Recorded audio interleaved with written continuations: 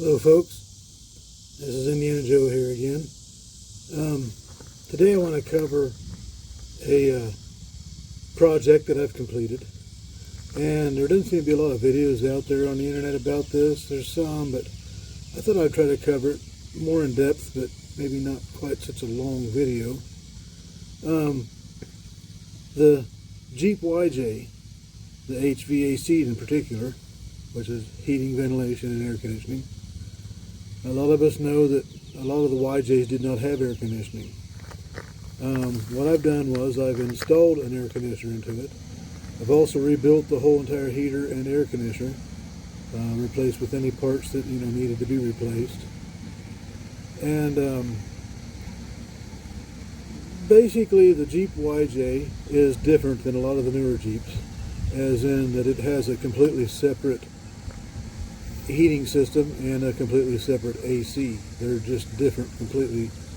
They remind me a lot of like one of our old car buffs know as to be Vintage Air. If anybody's familiar with Vintage Air, that's a company back in the day that would make these air conditioner units that you would mount under the dash and install on the engine and put the condenser in front of the radiator.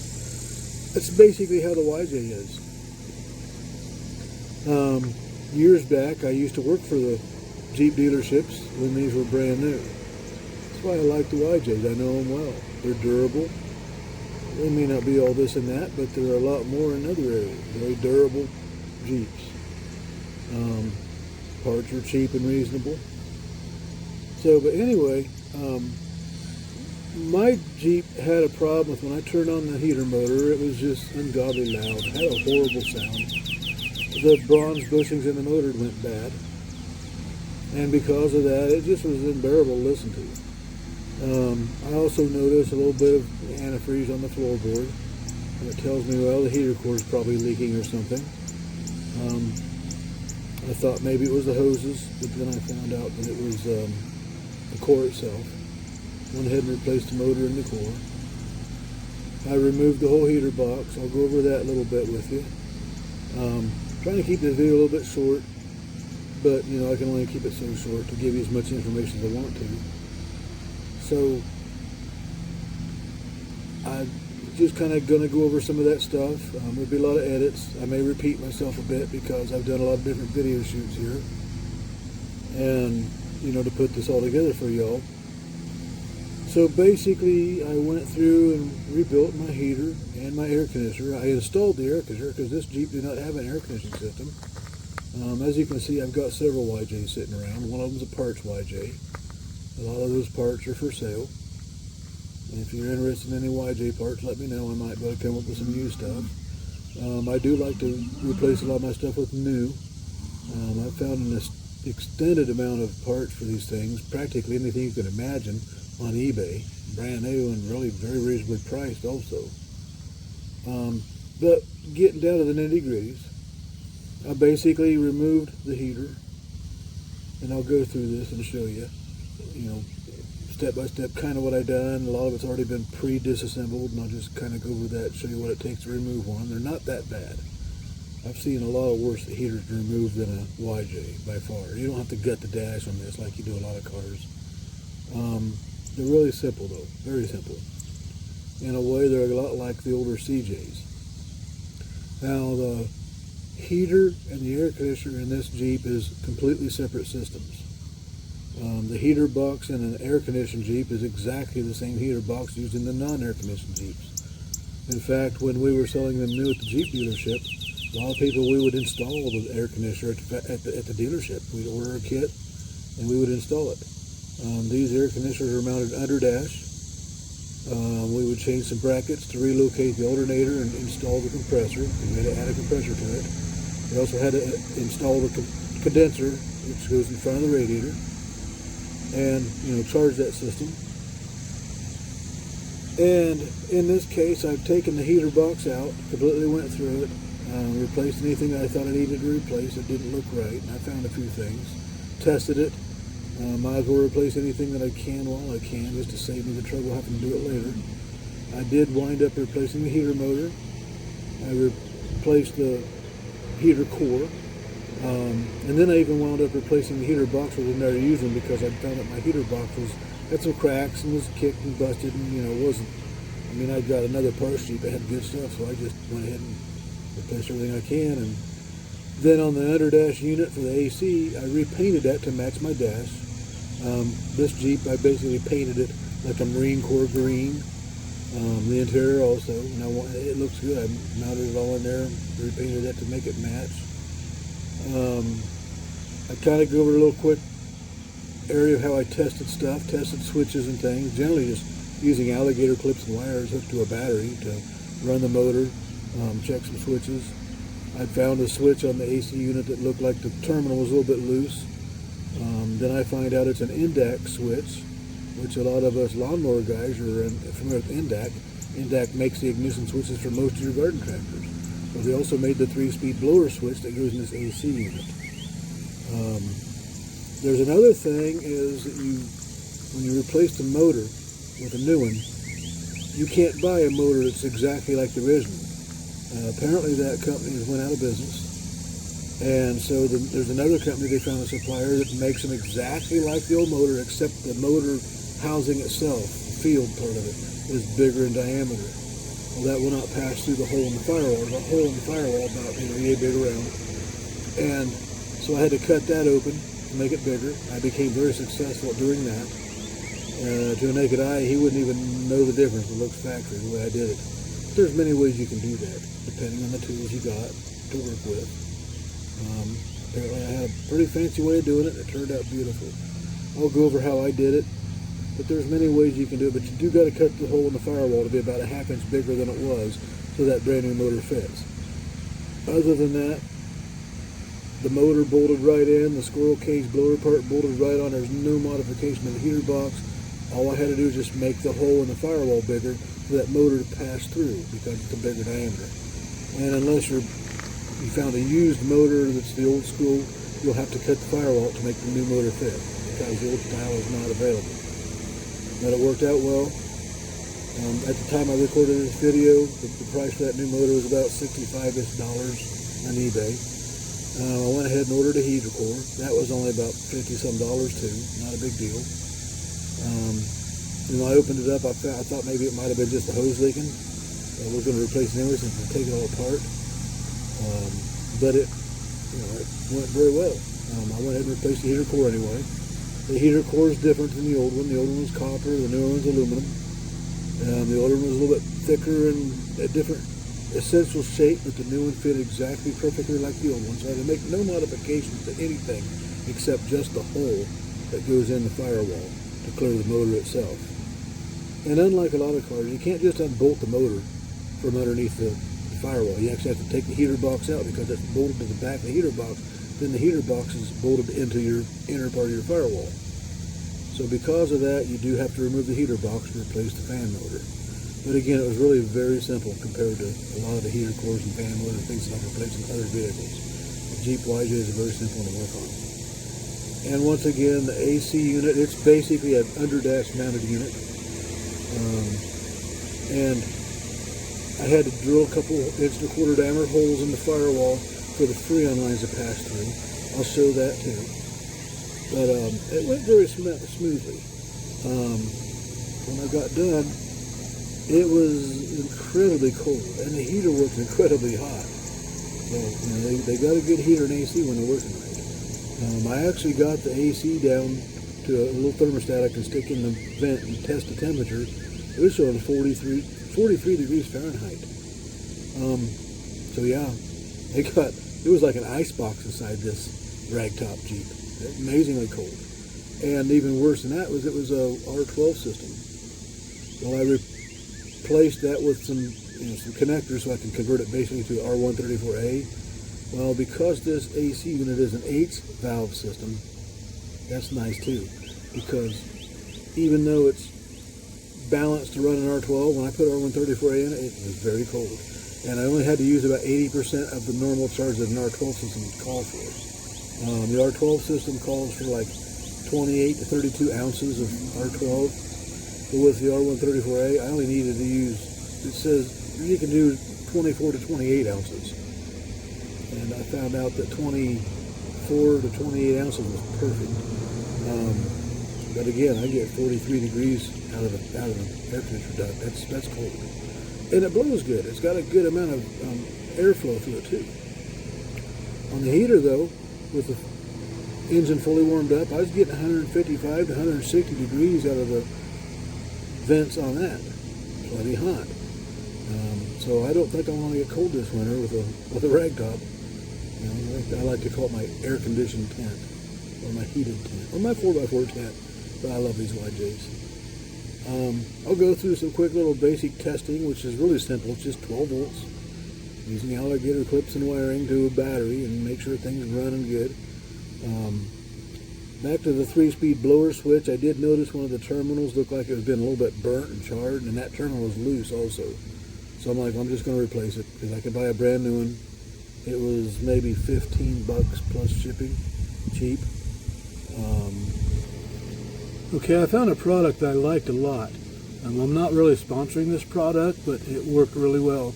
On a lot of your air conditioner systems, you'll notice there's this kind of almost like a tape, but it's made out of a black putty, and it's designed to seal your air box and seal around where your freon lines and H valves and stuff go, to keep temperature in there and keep moisture out. Again, I'm not sponsoring it, but I'll show it to you because I liked it really well. It's made by Flex Seals, called Power Putty. What's really neat about this stuff is, I'll show you, it comes on like a roll, and then this roll, you've got this black kind of a putty. You can kind of see how that is. It's almost like duct tape, sort of, but it's a putty. It's a black, perfect for air conditioning systems. You can cut this with just an old pair of scissors to the shape you want, and then you can kind of form it and push it in around the back of your air conditioner box to help seal up your lines. I also found this to be helpful for my my mini split heat pump that I've got installed in my shop. So, but anyway, this stuff worked pretty good to replace that black stuff that is usually sealing your air conditioner from the factory. It's just like what the factory put on it. And anyway, that's some pretty good stuff. Again, I found this on eBay. I think it was about $20. Not a lot in there, but there's plenty more than enough to do your resealing of your AC unit. And so basically, now the other things that I found is the bracketry. I'll show that to you also. I'm on a normal YJ without AC. You just got an alternator there and it mounts on the side of the motor. I'll show you a picture of that one. I went ahead and remounted it to my other Jeep because we use that off-roading, and we took the AC unit off of that because, you know, we're going to use it on one that we drive daily. And since that one's off-roading only, we usually never even have the top on. We don't need air conditioner. But I took the bracketry off of that one and put it on this one. And another amazing thing about the differences in bracketry is the other one that we took it off of is a 4.2 carburetor, which means it's an 87 through 90. It's not the 4.0 with fuel injection, but the brackets are identical to the 4-cylinder. This is just a 4-cylinder, 2.5. The brackets are identical, bolts right on perfectly, just like, and there's no difference in pulleys either. It relocates the alternator, and it also gives you a place to mount the compressor. And a lot of people that know these Jeeps know that the 4.2 and the 2.5 4-cylinder, the 6-cylinder and 4-cylinder, are basically the same engine. They just molded the 4-cylinder to have 2 less cylinders than the inline 6. So the front of the motor is exactly the same. The bracketry bolts right on, no problem at all, just like it's supposed to be. I do a little bit of shimming, but they've got it made where you do that just by the thickness of washers to get that compressor lined up perfectly with your belts. But again, the original pulleys also are the same as the air conditioning pulleys. You don't even have to change the pulleys. You use your old pulleys. It's a really nice setup. So that's basically it for the mods. Now some people say, you know, you put the air conditioner on a 4-cylinder, you lose a lot of horsepower. Okay, well, I don't know. I didn't notice much horsepower difference. That might have taken 2 or 3 horse from it, but not much. So it didn't seem to affect that either. Other than that, I'll get into it and show you what I've done and what I wound up with towards the end. And be sure to, you know, like this video, share all your friends, subscribe to my channel. It's a new channel. I'm trying to grow it. Not getting a lot of bites on it yet, but hopefully I do soon. After a while, people will see it and they'll get a lot more viewers. Trying to grow the channel. But again, I'm going to try to give you as much information as I can so you know how to basically work on your heater and replace your heater core and replace your fan motor. It's pretty simple, just like everything else on these YJs. And if you wanted to install an air conditioner system or fix your existing air conditioner system, I think it's worth it. They work very well, and an R12 air conditioner in this Jeep worked very well by using R134A. As we know, the R12 is pretty much non-existent, not even available now. But you can buy those little adapters so you can fit your R134A hoses to it and charge it up. And it worked well in an HVAC system. It works a lot better in an H valve than it does orifice. I've been around a lot of vehicles, a lot of air conditioner systems and things like that, and I hate orifices. But the newer systems, almost all of that's gone that way. It's just a cheaper way to build it. But the problem with orifices are they tend to plug up easily. And if you get a plug in there, it's not going to work well. You got to take it apart, get the orifice out, clean the orifice out, put it back in.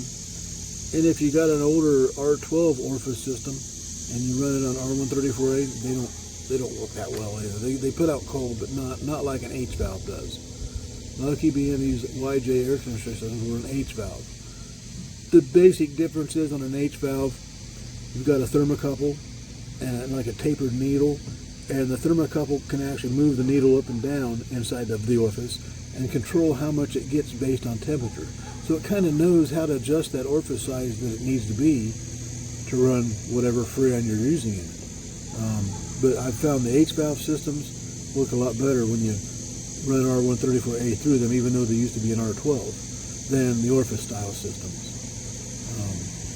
So generally, and your pressure on your low side, that's where you charge it, it's on the low side. 35 to 40 psi on the low side seems to be what worked really good on this Jeep. You don't want to go much over 50, but there's a happy median there to get maximum cooling. Essentially, I just put about 28 ounces of R134 in it, and the book shows it takes 32 ounces of R12. So R134A actually uses less, about 80% of what you would normally charge an R12 system with. And it worked fine with R134A. So anyway, let's get into it, and I hope you enjoy. I'll try to do my best to help you all out and get your air conditioner and heater working good. Thank you for watching. The first thing you have to do is remove this vent piece, which fits right up in here. I've got it already disassembled, but you have to remove this. And this is a little tricky to get to that one screw back in that corner right there. That one's a little bare. I probably won't even put that one back in, to be honest. It's got like 7 or 8 more bolts holding it on. You remove that, and then of course you've got to disconnect your cables. There's like 3 cables on there. And once you remove that, this part here, and then the 3 cables, and then you've also got this little duct you got to remove here, and it's got a little plastic clip right here. You unhook that clip, and then it just kind of, the heater box just kind of falls off of it.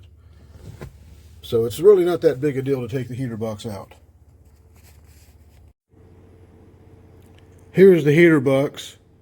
Here you can see the new motor right here, and then a new heater core. If you look at the green antifreeze, I almost thought the heater core was leaking, but it looks to me like it's been leaking down the outside, which is probably leaking around the hoses. But I'm replacing the heater core anyway, since I had to go through the trouble of taking the heater box out. And it wasn't that big of a deal to remove it. I also noticed, and they say this, your new motor, you can't get an old version of the motor. It's supposed to be the right motor to replace, it just has the bigger diameter motor itself, as opposed to the old original one.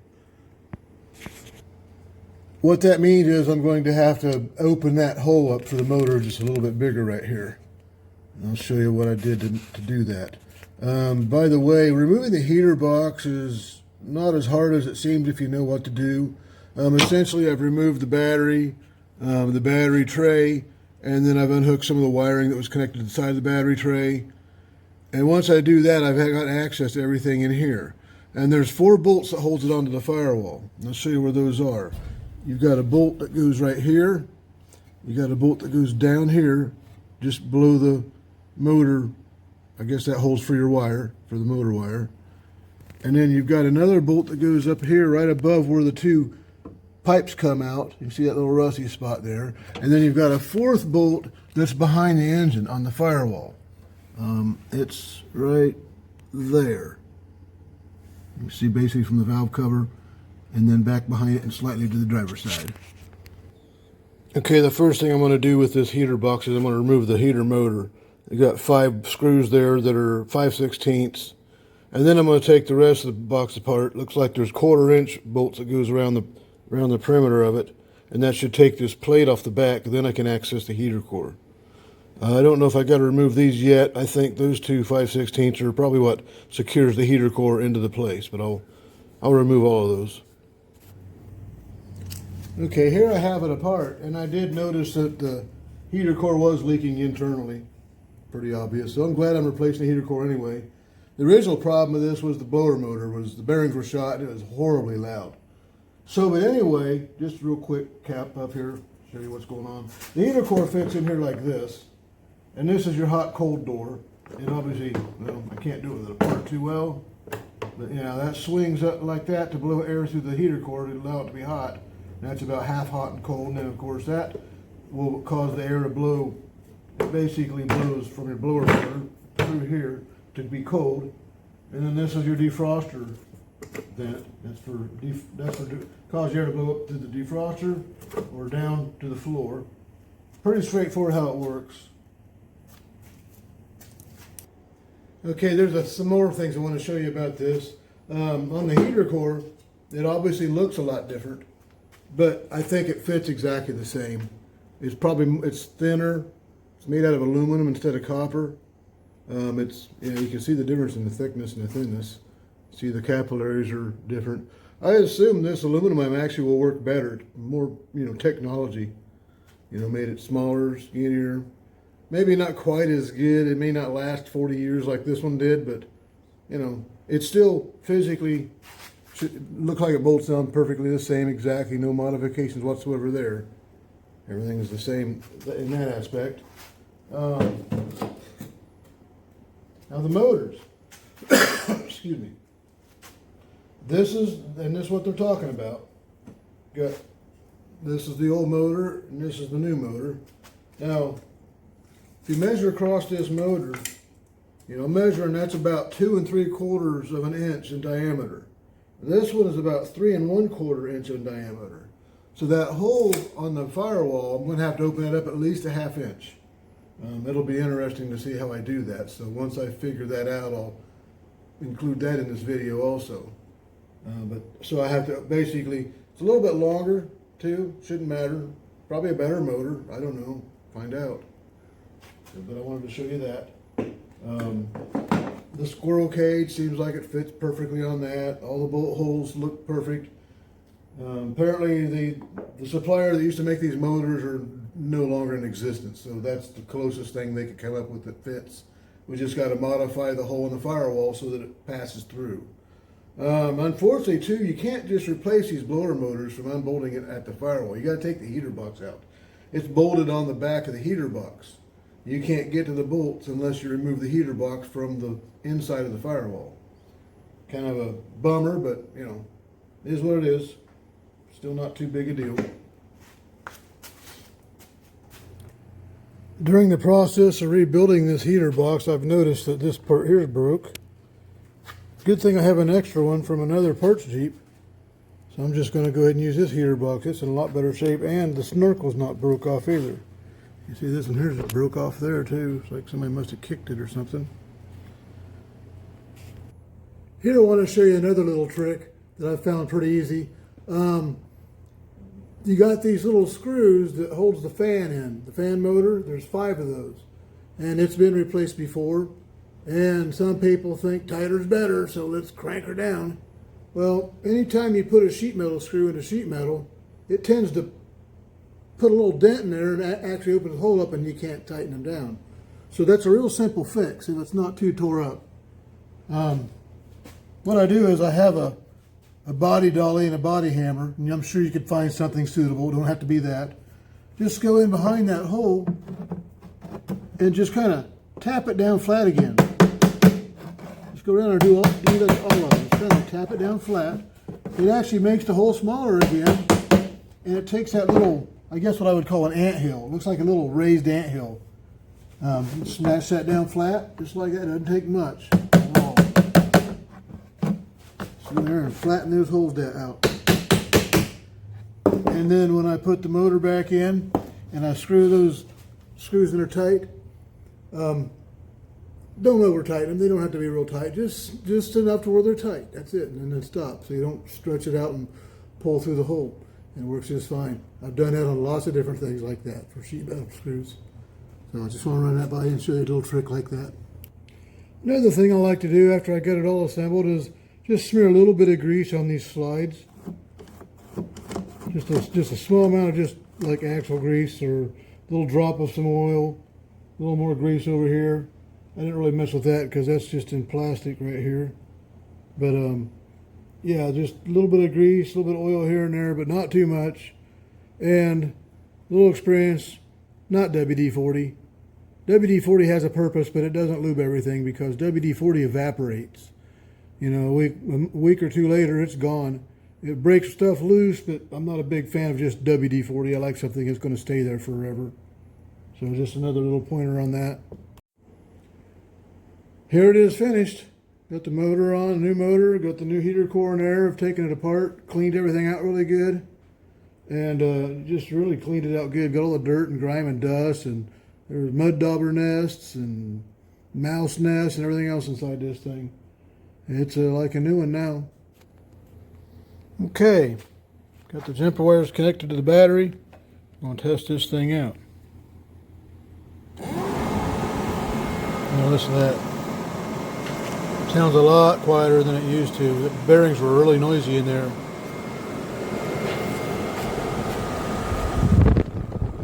Blowing air like crazy too. It's the defrost. And you flip it like that, and then it comes out the bottom. And at the top, it's my hot cold door. And I'm pretty sure that's working too. A lot of vacuum. That's moving a lot of air. It's going to be nice this winter. Here's something else I wanted to show you. This is a picture of my parts Jeep that I removed the heater box from, but I also removed the air conditioning unit from it also. So I'm going to have to add these two holes right here because that's where the AC Freon lines are going to come through. So I got to take some measurements and carefully drill those in there before I put everything in. And then I'm going to have to go up here and I want to open this hole up a little bit bigger for that new style motor.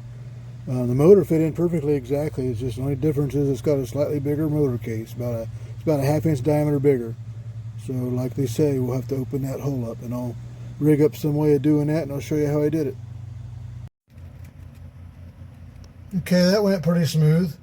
1¼ inch hole saw, measured them out exactly where they need to be, and just use this 1¼ inch hole saw right here. Okay, what I figured out to do here was I bolted a piece of wood in front of that hole. And then I came in here and figured out exactly the center of that hole. And you can see I started the cut.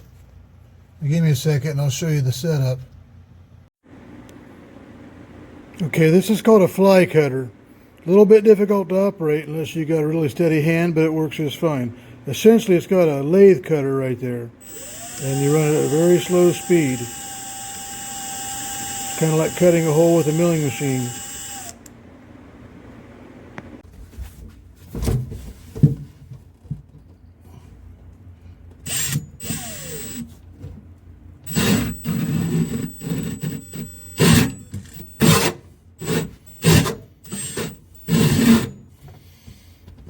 Okay, here's the setup, and I'm telling you, this is pretty tricky. But essentially, you got to be very slow and careful.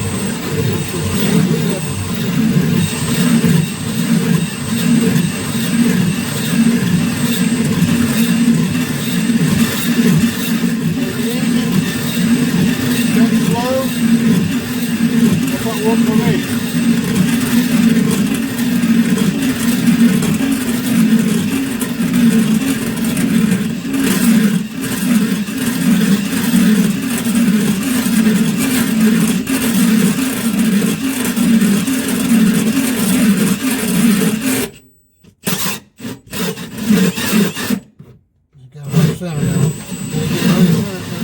Have to get it centered really good so that it cuts evenly all the way around.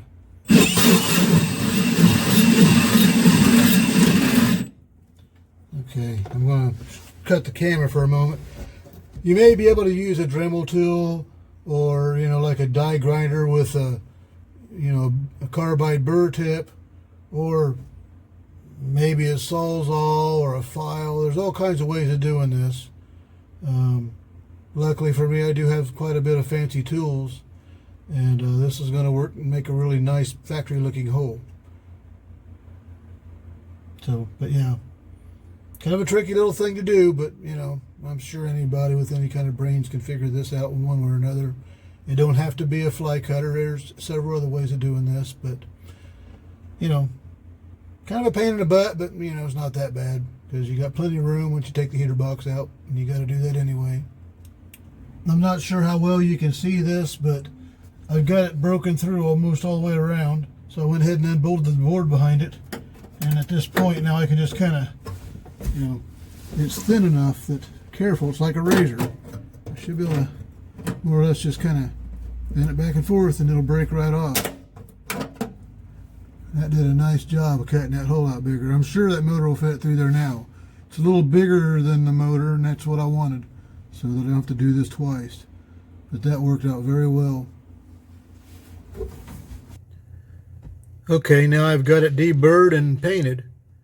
And of course I want to paint it because, I don't want it to rust.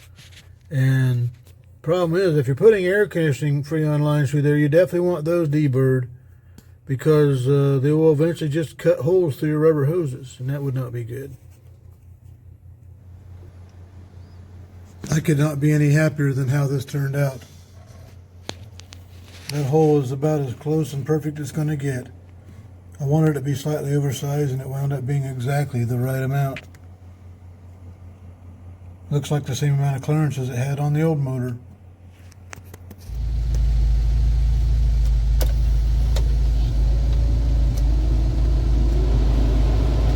My heater's working fantastic too. I can't really show you the temperature in here because the heat comes out the bottom here because of the different system. But that little gauge, I couldn't get a picture with the phone, but it was showing about 155 degrees. That's probably enough to melt my carpet.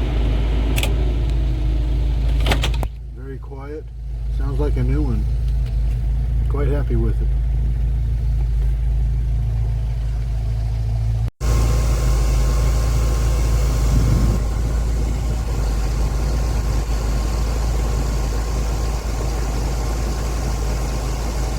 Looks like we got about 45 degrees coming out of these vents.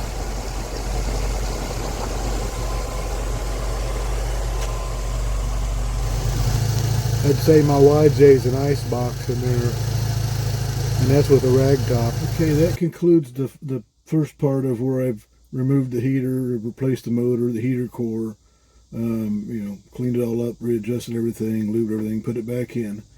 So I'm going to go ahead and start part 2 here, and this is going to be about the air conditioner. A lot of you guys probably aren't worried about putting an air conditioner in and stuff.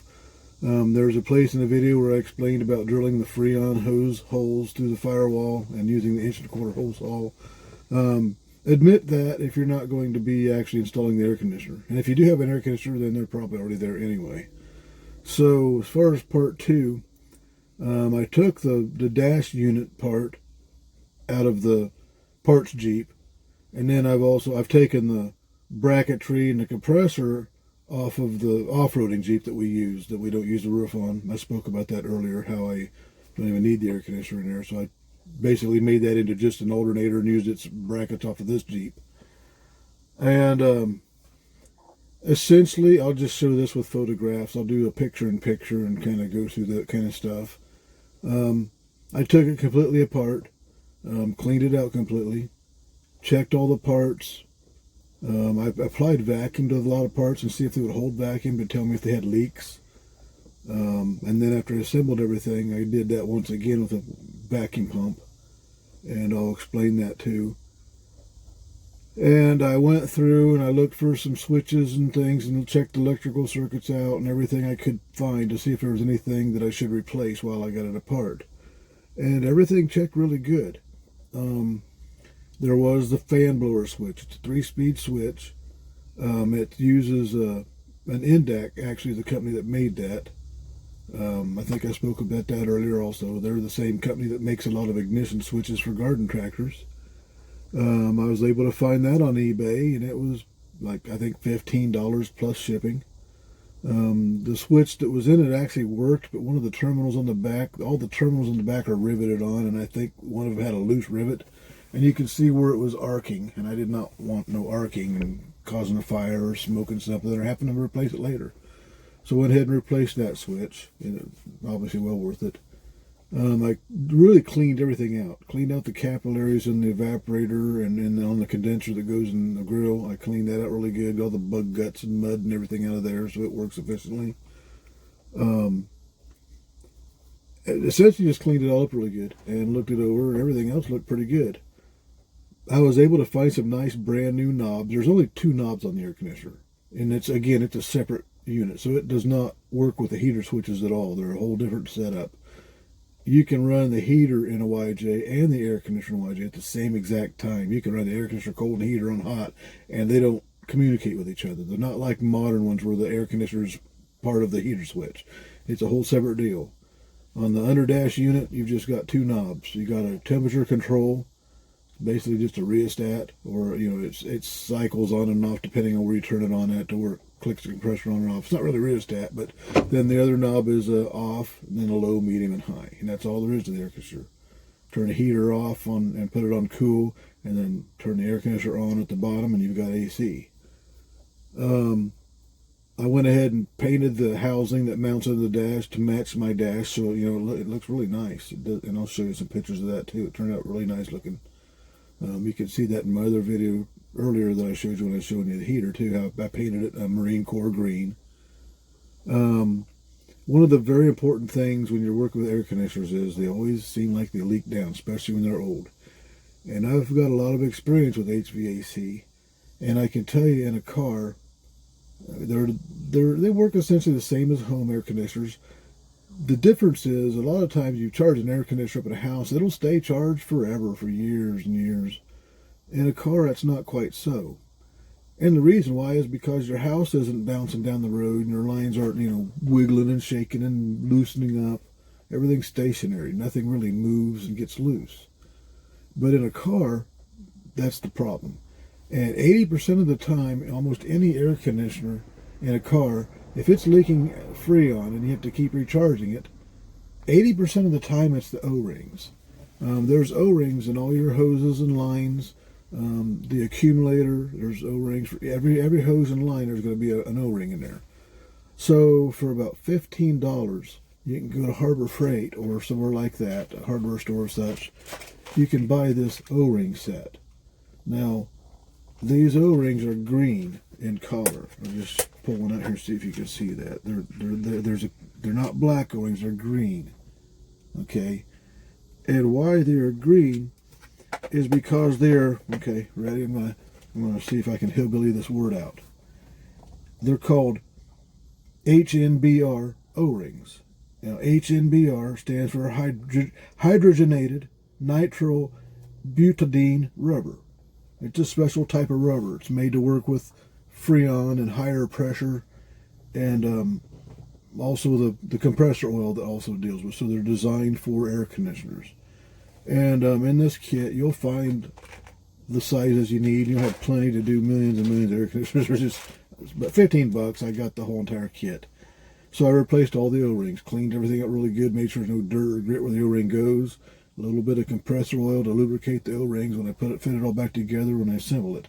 That will stop a lot of Freon leaks, if not all of them.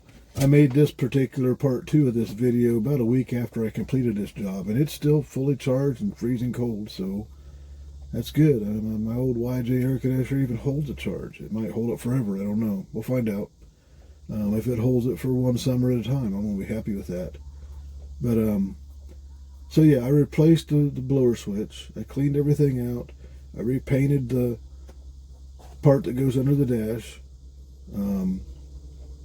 And I vacuumed it down. After I assembled everything, I put a like a 2-stage vacuum pump on there, which is a pretty good vacuum pump. They'll draw it down pretty good. And what I did was I just left the vacuum pump on there for about an hour, maybe half an hour or so. Probably don't even have to leave it on that long. But what I'm doing is I'm sucking out all the air. You want to do that because when you recharge it, then you're putting Freon into lines that have almost no air. So you're not contaminating the Freon. You're getting most of the Freon in there with not much oxygen and hydrogen and nitrics and all the other stuff that's in our atmosphere. You suck most of that out by vacuuming it down.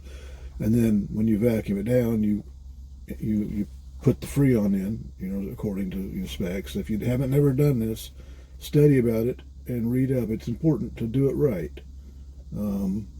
Too much, overpressurized, something could blow apart. You could have something blow in your face. It's probably not going to kill you, but I wouldn't really. It could be dangerous if you're just being, an idiot. But it's not hard to do. A lot of people can do it. It's easy to understand.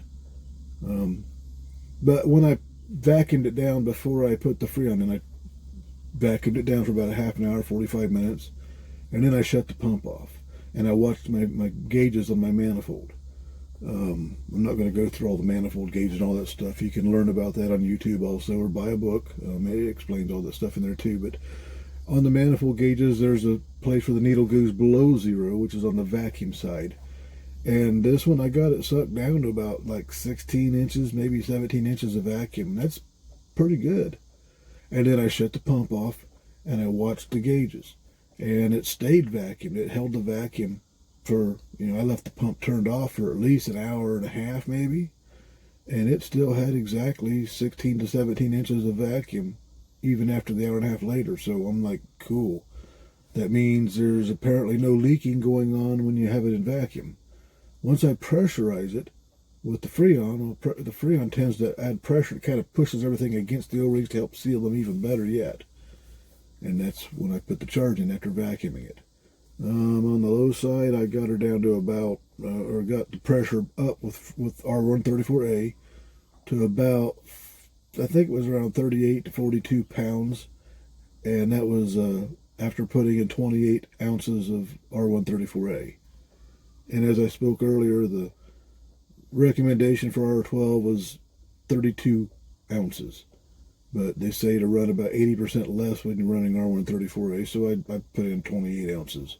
And it's a nice box. It really puts out the cold air in the H valve system and stuff. The thermostat checked out good. I installed that thermostat. I took it all apart completely. I took everything completely apart and really looked things over good, because I don't want to do this twice. It's kind of a pain in the butt, but when you can do it the first time and it's right the first time, it's well worth it. I don't want to get irritated and get sick of it. Just say, I'm just not going to mess with it no more. I wanted to complete the project, so I made sure everything was right. That way I could only hopefully put it in and install it, and it works right the first time, and it does exactly that. So I'm really happy. I got a rag top with an air conditioner that actually gets very cold. And even in Indiana here, it gets pretty hot in the summer. I mean, today's like 92. It's the end of July. And I turn the air conditioner on, run the engine, drive around the block. Within 15 minutes, it's definitely probably 65 in here. You got to turn the fan down and low because it gets really cold. So it works good. And again, essentially, it's kind of like what the old vintage air system people would install in their old hot rods, stuff from the 50s and 60s. These types of systems, that's what it reminds me of. It's a system like that. And again, they're totally separate. But once I took it all out of the parts Jeep and then the off-roader Jeep and went through it and cleaned everything up, checked everything out, tested the switches, installed some wiring. There's only 2 wires, really. There's actually 3. You got a ground wire, you got a hot wire, and that plugs right into the fuse box. Just plugs right in. It's like it's for a Jeep, so it plugs right in. And then there's the compressor wire. Now that would technically just connect right into the fuse box. But this Jeep didn't have, dealer installed air or any air. It's a base model 4-cylinder. So instead of stripping the wiring harness and putting it in exactly how it was, I just ran the wire. I know how they run. I ran the wire through the firewall, nice and pretty neat. I ran it through the plastic conduit so it doesn't look obvious. And then it runs over to the pressure switch on the accumulator. And then from there it runs over to the compressor. So if the pressure is too low, then it'll kick the compressor out. And you'll know you need to charge Freon because the compressor's not running. Now you will want to jumper that switch when you're applying Freon. That way the compressor runs as you're drawing it in. Don't turn the can upside down. You don't want liquid. You want to let it go in slowly as a vapor. Because if you put liquid into a HVAC system while it's running, remember, you can't compress liquid. And I don't want to go into the details of how Freon works. It's liquid under pressure. And it becomes a vapor when it's not under pressure, because the boiling point of Freon, I'm not sure what it is, but the boiling point of Freon is actually, in maybe the minus 15 or something. That's the boiling point, minus 15. Where our water boiling point is like plus 212. I don't know the exact numbers. It's been a while since I studied it, but that's the science of it. Pressurizing it, it'll turn from liquid into vapor. You want it to do it naturally in its system, but don't charge it with your can end pointing down, because that's going to put pure liquid and you may burst something.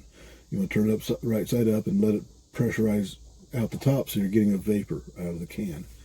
Oftentimes I'll just take hot water, as hot as it comes out of the faucet, which is about 130, 140 degrees, put that into a whoosh bucket, and I can set the can down in that whoosh bucket as I'm charging, and it helps keep the can from freezing up, helps charge it faster. It's another little trick that I'll do.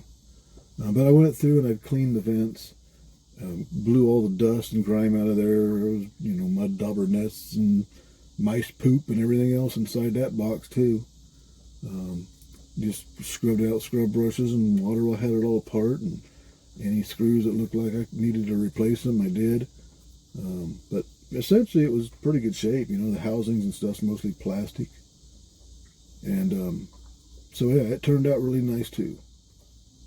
And there's 4 bolts that holds it up to the bottom of the dash. Surprisingly, those holes were already drilled. Now, when I used to install these from the dealership, sometimes the holes were there and sometimes they weren't.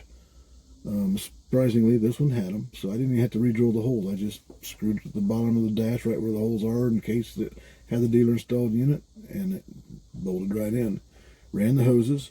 I also had to drill another hose in the firewall, and I had to run about a 1/2 inch diameter ID rubber hose from the bottom of the AC unit under the dash, and it runs out through the firewall, and you got to have it at a downward angle because that's going to be your drain for your condensation. If you don't do that right, you're going to have water all over your floorboards. It's a Jeep. It happens anyway. But I actually restored this Jeep, and it's got new carpet and everything, and the carpet's removable. I love this removable carpet. It don't fit perfect, but you can just unvelcro it and take it out if you're going to go mudding. Not have to worry about cleaning the carpet after you go mudding. Clean up the Jeep, put the carpet back in, good to go. But anyway, you got to install that pipe and get that in right too. It's just a rubber hose with a 1/2 inch ID, and it's about 1 foot long. It goes from the bottom of your dash unit and through the firewall, so it drips out on the ground outside. But it's not bad at all to install an air conditioner one of these, especially if you got a parts Jeep and you can take it out of one and see how it came out. And you can measure where your holes are. You got to drill through there for your Freon lines. You can about eyeball where you want the hole for your condensation drain. But it's really pretty simple and not a lot to it. And I said the key thing about these is replace your O-rings. Definitely do that. Don't use your old O-rings. I guarantee these O-rings, I took them out, they look pretty rough. They've been in there 38 years. So it certainly would have leaked. But so far a week goes by and I still got full pressure on my Freon. I checked it. And worked really good. Well, it still works really good. And so that's basically what I did to have a good working heater and a good working AC. I haven't obviously been able to try the heater in the wintertime yet, but I can tell it puts out plenty of hot air now, so I'm sure it's going to work good in the wintertime too. No antifreeze leaks, everything sounds nice and quiet. So yeah, but that's basically what I done. And now I've got a heated and air-conditioned YJ. It's even a 4-cylinder. Imagine that. A 4-cylinder YJ with air conditioning. Now, they had them. Dealers would install them, but it's very rare. Usually those air conditioners are on the 6-cylinders and the guys that bought the more fancy package. I think a few of them came from the factory, but we ordered most of them without air, because if the customer wanted to buy a brand new Jeep and he wanted air conditioning, we just order the kit, and old Johnny, he's HVAC certified, so they'd send it up here, or Joe, or one of them guys, me, and I've installed quite a few of them back in the early 90s and learned a lot about these YJs. So there's nothing wrong with the YJ. I don't care what people say about the square headlights, okay? I like square headlights. They might look a little funny, but man, you can get some cool stuff. I got switchback turn signals, LED, they're DOT lights. They really light the place up. Even off-roading, they're really nice. You can, so there's a lot of options for these square headlights, just like the round headlights. At least as many options. You can get halos. Mine's got the halos. Switchback means they got the white halo, and then when I turn on a turn signal, they'll switch from white to orange and white to orange and white to orange as they're alternating on and off. Pretty cool. And I got the same style of turn signals also. They light up white when the parking lights are on, but when the turn signal comes on, they alternate back to orange to white, just like the headlights do. So, square headlights makes them different, but certainly doesn't make you square. To me, this is essentially a modern version of a CJ. Leaf springs, yeah, they don't ride near as good as a TJ. The axles don't articulate quite as well as a TJ, but they are durable. They are durable. Seems like, you could beat the crap out of these leaf spring suspensions. But anyway, thanks again for watching. I really appreciate it. I hope you learned a lot from this. I hope you're going to have a great heater in your YJ and air conditioner if you want to go that route. Perhaps you already have an air conditioner. Hopefully I helped you how to get that thing working good. Remember, replace those O-rings. And be careful breaking the lines apart. You want to snap stuff. It might be hard to find, but I did find you can get a condenser for your radiator brand new on eBay for like $76. Brand new. I mean, you can get everything for these YJs on eBay. Everything. Brand new. That's another reason I like them so much. So, anyway, be sure to like my video. Share it with all your buddies. Subscribe to my channel. Trying to grow it. I got a lot of different interests, a lot of different things. I play synthesizers. I go through situations. I've been through a bad marriage, went through a divorce. I talk about lots of things like that. So I'm not just a Jeep, CJ, or YJ. I like all Jeeps. I haven't seen a Jeep I didn't like. I don't know that I care about that Fiat. Quick little thing about the Renegade. Okay, contrary to popular belief, what a Renegade is, these new Renegades, it's a Fiat 500X. Check it out. It's a Fiat. The whole entire thing is a Fiat 500X. The body looks totally different, but you open up the hood and look at the frame rails and stuff, it's a 500X Fiat. Nothing Jeep about it. So, anyway, just a little piece of information I thought you'd find interesting. I love y'all. Thanks again. Put that thumbs up on me. Share it to your friends. And subscribe to my channel. I'm going to keep trying to produce more stuff as I can. I drive a semi for a living too, and I run this shop. I do a lot of Jeep stuff. Putting your comments in there, or you can message me. And hey, you got questions or anything, I can help you out. Get with me. Need parts? I might have some used parts I'll sell. I've only got more Jeeps than I can count. So, love you guys. Thanks.